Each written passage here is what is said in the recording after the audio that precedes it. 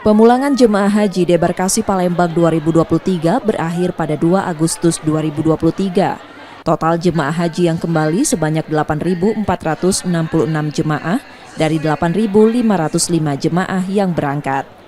Hari terakhir pemulangan ada 2 kloter jemaah, yakni kloter 24 tiba di Palembang lebih awal Rabu siang, berjumlah 335 jemaah. Dilanjutkan jemaah kloter 23 yang tiba malam harinya, berisi 272 jemaah.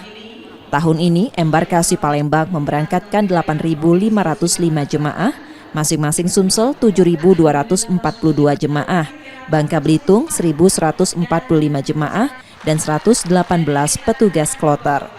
Ada 38 jemaah yang wafat, dengan 33 jemaah diantaranya wafat di Arab Saudi.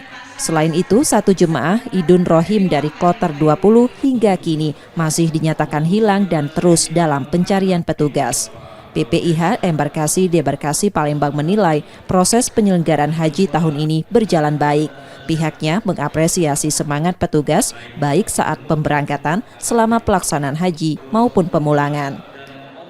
Bahwa semua serangkaian itu telah dilaksanakan secara maksimal, dan menurut saya para petugas PPIH yang di Arab Saudi, saya menyaksikan sendiri mereka telah bekerja melampaui batas standar yang diamanahkan kepada mereka pada saat menunaikan tugas di lapangan, di mana kita menyaksikan betul bagaimana para petugas kloter, bimbingan ibadah, petugas kesehatan, semua telah melakukan serangkaian pengabdian yang luar biasa. Sementara para jemaah umumnya puas dengan pelayanan yang mereka terima selama 42 hari di Tanah Suci. Jadi selama kami di Tanah Suci di Mekah, selama tidak ada halangan. Jadi ya karena kami terakhir kemarin mau berangkat ke Madinah, di Madinah juga rupanya tempat penginapan kami dekat di pelayanan di Palembang sangat memuaskan.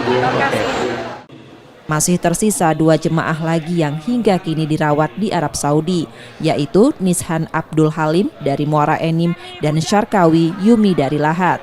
Keduanya akan tetap dirawat hingga kondisinya membaik dan dinyatakan layak terbang. M. Rizky Nurmizan, Kompas TV, Palembang, Sumatera Selatan.